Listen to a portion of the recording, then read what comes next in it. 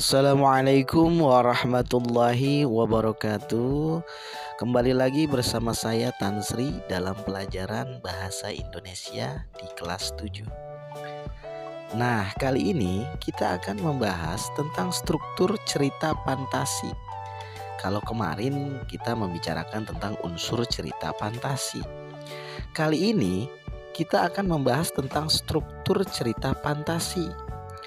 Dan juga nanti di akhir ada aspek kebahasaan yang akan kita bahas, oke?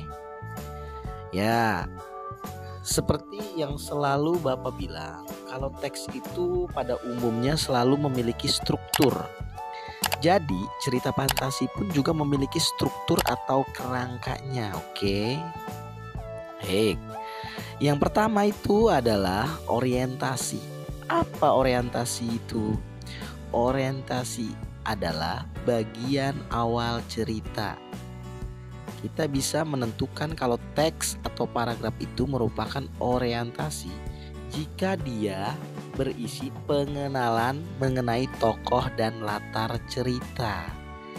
Jadi hanya baru berupa pengenalan tentang tokoh dan latar, oke? Belum mengacu ke masalahnya. Belum ada masalah di situ. Jadi dia masih datar, hanya berupa pengenalan tokoh dan latar. Contohnya seperti apa? Contohnya seperti ini. Saya ada di sebuah rumah. Oke. Dari situ kan berarti pengenalan mengenai tokoh. Jadi tokohnya nih siapa? Saya. Lalu dia berada di sebuah rumah. Oke. Jadi di situ belum ada masalah di situ. Jadi hanya berupa pengenalan tokoh dan latar itu cirinya. Jika kalian mau membedakan mana orientasi dan mana struktur yang lainnya. Jelas, oke? Selanjutnya adalah komplikasi. Nah, kalau ini Bapak biasanya membagi komplikasi ini menjadi dua. Jadi awal masalah dan juga klimaks atau puncak masalah. Jadi dibagi dua. Komplikasi itu artinya adalah paragraf yang berisi rangkaian peristiwa, oke? Jadi sudah ada rangkaian peristiwa. Jadi sudah ada rangkaian peristiwa yang sudah dijalani di situ dan berupa sebab akibat. Gitu. Si tokoh melakukan apa, lalu dia mendapatkan apa. Nah, ini sudah mulai serius nih. Oke. Sudah mulai ada masalah atau juga bisa di sini ada puncak masalah. Gitu. Paham ya? Oke, jadi paham sampai situ ya. Nanti sambil kita lihat grafik di gambarnya. Nah, lanjut. Seperti yang tadi Bapak bilang ya, komplikasi biasanya Bapak bagi menjadi dua, yaitu ada awal masalah dan ada puncak masalah. Nah, ini maksudnya adalah ketika kita misalnya dalam cerita itu kan penggambaran dari kehidupan kita sebenarnya ya. Jadi ide-idenya dari kehidupan kita. Tapi kalau cerita fantasi dia ditambah sama hal-hal yang ajaib, yang aneh, yang misterius gitu. Nah, kan kita mau dalam kehidupan juga enggak tiba-tiba langsung punya masalah kan, oke? Enggak langsung masalahnya di puncak, enggak. Pasti ada sebabnya dulu nih awalnya kayak gimana gitu. Jadi Bapak membagi menjadi awal masalah dan puncak masalah. Kalau kita lihat grafiknya seperti ini nih. Tadi yang pertama adalah orientasi. Lalu yang kedua ini masuk ke komplikasi. Dibagi menjadi awal masalah dan puncaknya masalah. Oke. Nah, awal masalah biasanya dia sebabnya terjadinya apa nih? Misalnya saat kalian masuk ke kelas 7 biasanya semua aman, damai waktu awal-awal masuk. Belum ada masalah yang berarti. Semuanya berjalan dengan baik gitu. Lalu seiring berjalannya waktu, seminggu, 2 minggu, mulai terasa tidak nyaman. Nah, yang ketidaknyamanan itu berarti awal dari masalahnya. Itu. Lalu selanjutnya mulai ke puncak masalahnya. Apa nih puncak masalahnya dalam cerita itu? Atau dalam kehidupan yang tadi diceritakan gitu. Oke. Puncak masalahnya misalnya kalau dalam cerita nih si tokoh akhirnya bertempur atau berperang dengan musuhnya. Mereka mempunyai lawan yang seimbang, 1 lawan 1 gitu. Oke. Mereka bertempur, itu berarti puncak masalahnya. Maksudnya seperti itu. Lalu setelah itu struktur yang ketiga yaitu resolusi atau penyelesaian akhir dari sebuah cerita. Jadi dalam struktur fantasi hanya ada 3 struktur. Yang pertama, orientasi berisi pengenalan latar dan waktu dalam cerita. Lalu ada komplikasi. Komplikasi itu adalah masalah atau rangkaian peristiwa yang berisi sebab akibat dan terbagi menjadi 2, yaitu awal masalah dan puncak masalah, atau juga bisa disebut sebagai klimaks. Dan struktur yang terakhir adalah struktur resolusi atau penyelesaian. Jadi ketika kita cerita rangkaian peristiwa yang berisi sebab akibat, itu terbagi menjadi 2, yaitu awal masalah dan puncak masalah, atau bisa juga disebut sebagai klimaks. Jadi ketika kita cerita itu kebanyakan penggambaran dari kehidupan kita.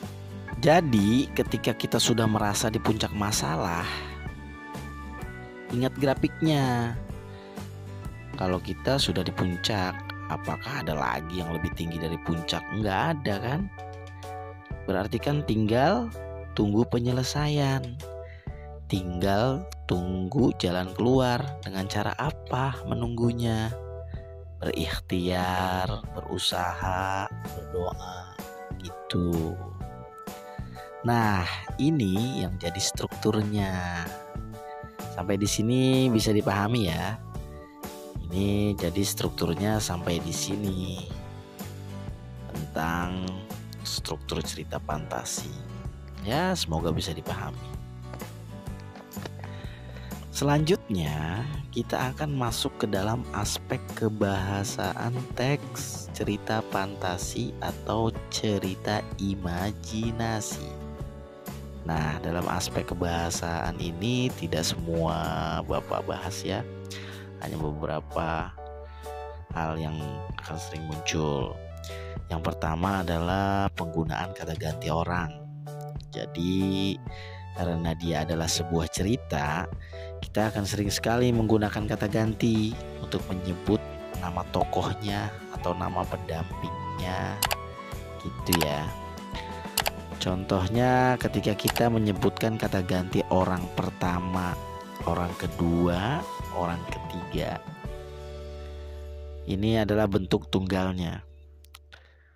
Dan ini bentuk jamaknya lebih dari 1. Nah, orang pertama kata gantinya adalah aku, saya, hamba. Itu untuk kata ganti orang pertama tunggal. Tapi kalau kata gantinya jamak lebih dari 1, kita bisa menggunakan kata kami. Selanjutnya orang kedua kata gantinya Anda, kamu, kalian. Dan kata ganti ketiga adalah dia. Jadi berubah menjadi mereka. Gitu. Oke. Sampai sini paham ya? Mudah-mudahan paham. Oke, baiklah. Demikianlah penjelasan tentang struktur dan aspek kebahasaan cerita fantasi. Semoga kalian bisa memahaminya. Selanjutnya kita akan mengerjakan latihan.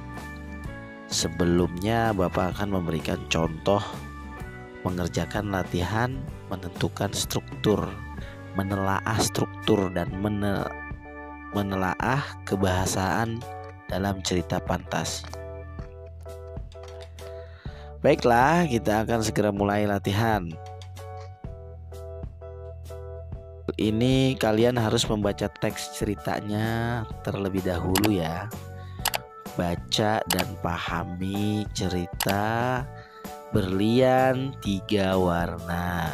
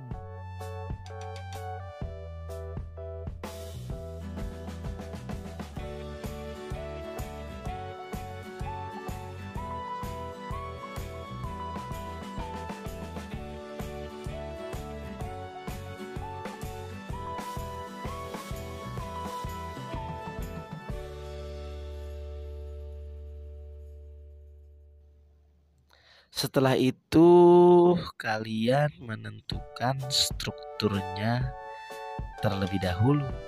Kalian harus memahami arti kata kunci dari jenis struktur cerita fantasi.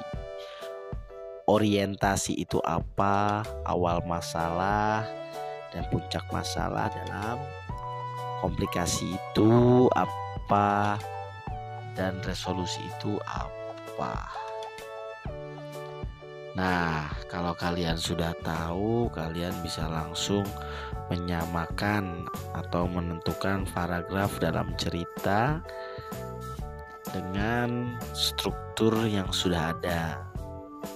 Lalu tulis strukturnya.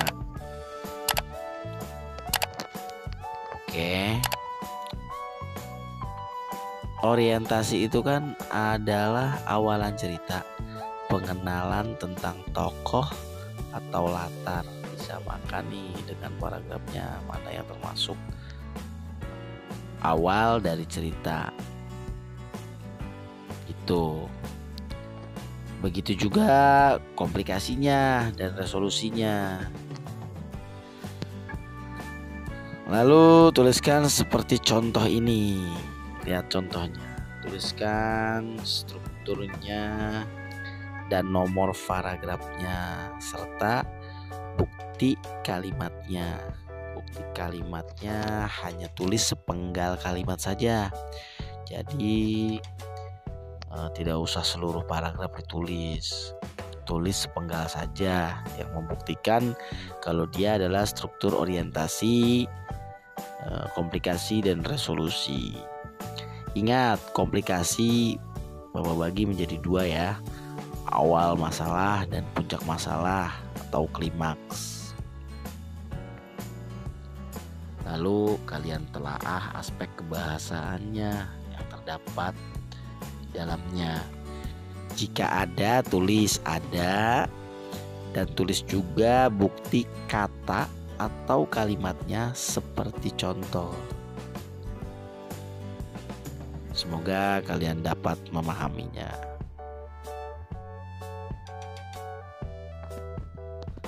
Lalu kita mulai tugas latihannya seperti tadi dengan cara membaca teks berjudul Mesin Waktu. Lalu kalian tentukan struktur, tulis nomor paragrafnya dan sepenggal kalimat sebagai buktinya seperti contoh yang tadi.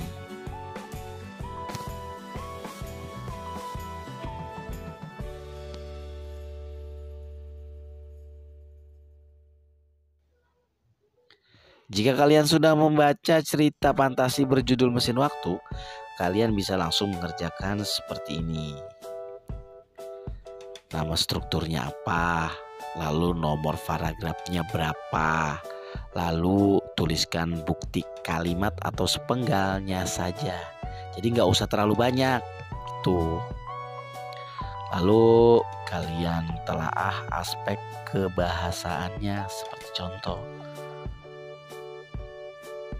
Silahkan kerjakan di buku tulis, ditulis tangan. Terima kasih. Baiklah, demikian pembelajaran hari ini. Semoga dapat dipahami dan bermanfaat. Sampai jumpa kembali. Wassalamualaikum warahmatullahi wabarakatuh.